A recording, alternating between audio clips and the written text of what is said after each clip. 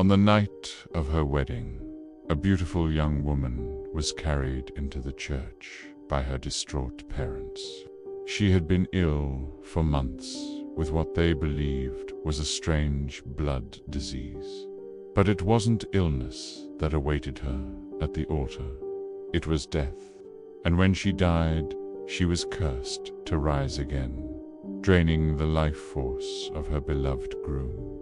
This is the terrifying tale of the demon bride of Transylvania, one of Romania's most terrifying legends. And if you like this kind of content, please support us so we can keep bringing them to you. The legend of the demon bride is one of the most horrifying tales to emerge from the Carpathian mountains. And while it predates Bram Stoker's novel about Dracula by centuries, it shares many similarities with the tale of the infamous Countess. Like Dracula, the demon bride tells the story of a woman who returns from the dead to prey on her family and loved ones. However, unlike Stoker's creation, the legend of the demon bride shows that the tradition of blood drinking and soul-stealing vampires was widespread throughout rural Romania long before Stoker published his novel in 1897. Though there are a few variants of the story, the key details remain constant across tellings. The tale begins in a small village nestled in the shadow of the Carpathian Mountains, where villagers lived simple lives as farmers and shepherds. They were a close-knit community, sharing joys and sorrows until a terrible tragedy struck. A young woman named Ilinka became deathly ill. No amount of home remedies seemed to help her, and her condition rapidly worsened. Panic spread through the village as they watched her slowly waste away. With each passing day, hope dwindled that she would survive. In those dark hours, Ilinka's distraught parents turned to the local priest for help. He performed an exorcism, believing that she might be possessed by a demon. But instead of finding a demon, he found something even more terrifying: a curse. As he read from an ancient grimoire, the truth of Ilinka's fate was revealed. She had been cursed by Baba Docha, an evil spirit that had taken root in her body. The spirit demanded a terrible price: Ilinka's life force. Unless the curse was broken, it would take her soul upon her death and bind it to her physical form, turning her into a Strigoi. A Strigoi is a type of vampire in Romanian folklore, a creature that uses the body of a recently deceased person as a vessel, causing it to bloat, rise, and drink the blood of family members. But time was running out, and so the priest began the arduous task of performing the ritual to banish the curse. Every villager helped in whatever way they could. Some gathered rare herbs needed for the ritual, while others kept vigil over Ilinka, ensuring she didn't die before the ceremony could be completed. Finally, the night of the ritual arrived. Villagers gathered in Ilinka's home, their faces grim, their hearts heavy with dread. The priest began the ritual, his voice echoing in the silence. Incantations filled the air, mingled with the scent of sage and rosemary, as they attempted to break the curse that held Ilinka's soul captive. But their efforts were in vain. As the last words of the ritual left his lips, Ilinka took her final breath. The moment the life drained from her eyes, the room grew cold, so cold that candles flickered and sputtered, threatening to extinguish in the sudden chill. The villagers gasped as they watched in horror. Ilonka's body began to bloat, her chest rising and falling in a ghastly parody of life. The curse had taken hold, turning Ilonka into the very thing they feared most. As the villagers watched in helpless terror, the Strigoi rose from the bed, its eyes glowing with an eerie green light. It lunged toward Elena's parents, its mouth open in a silent scream. With superhuman strength, it knocked them aside, revealing the gruesome sight of its tongue lapping up their blood.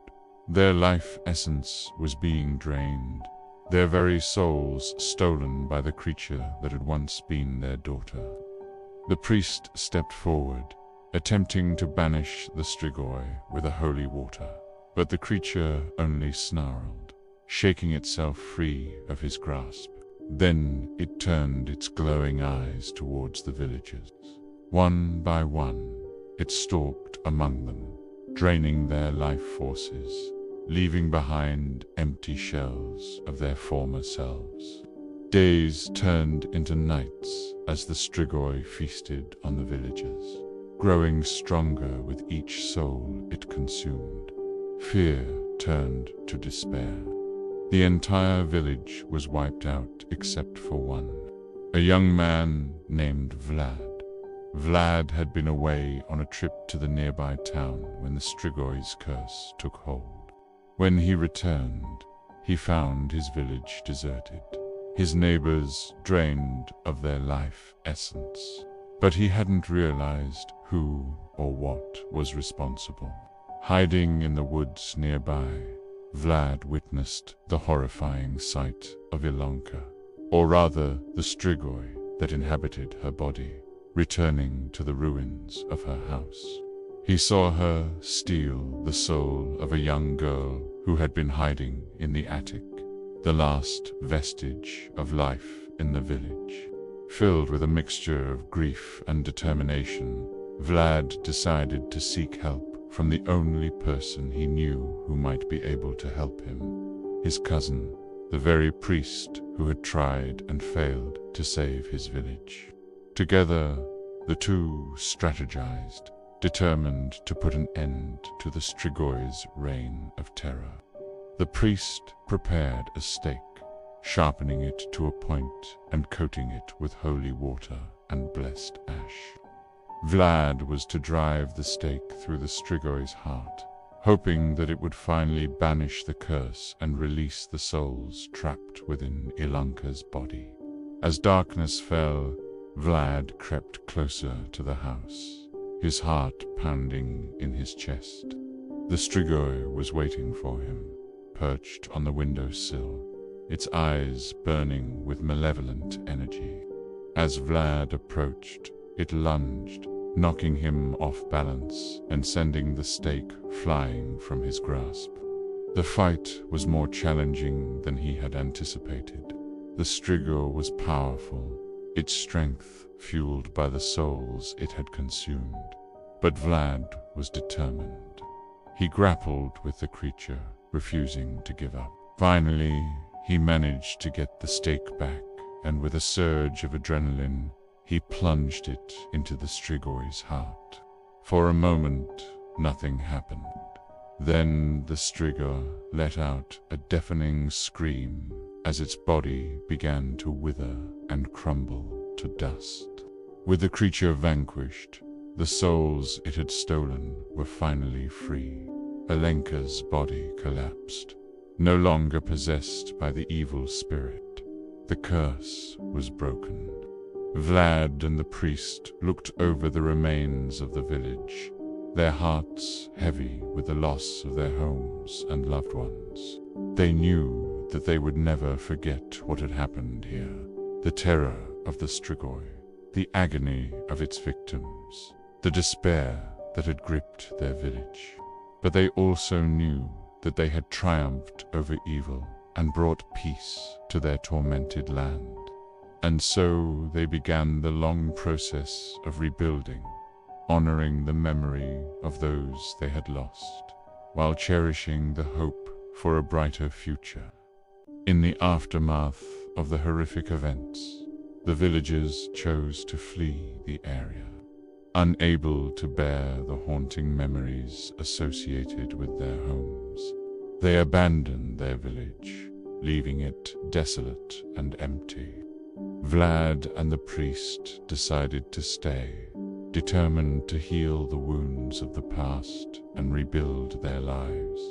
They were met with a daunting task of not only restoring their homes, but also purging them of the lingering evil.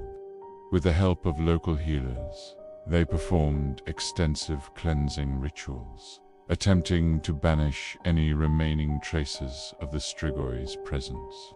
Despite these efforts, a palpable sense of unease continued to permeate the village. As time passed, rumors began to spread of strange occurrences in the abandoned village. Locals from neighboring settlements reported hearing mournful cries in the wind, whispers of lost souls, and the occasional sighting of a shadowy figure resembling the Strigoi itself. Though the actual origins of these stories are unknown, they may have been inspired by actual events. After all, the legend of the Strigoi predates Dracula by centuries, and similar tales likely circulated among villagers who lived in fear of the creatures that lurked in their midst. The legacy of the demon bride serves as a reminder of the deeply rooted fears and superstitions that have long haunted the human psyche. The story continues to captivate and terrify readers, offering a chilling glimpse into a world where the boundaries between life and death are blurred, and the darkness within us all can manifest in the most horrifying ways. So have you ever encountered anything paranormal or supernatural? If so, share your experiences in the comments section below. And if you enjoyed this video, please like and share it with your friends. Your support means everything to us.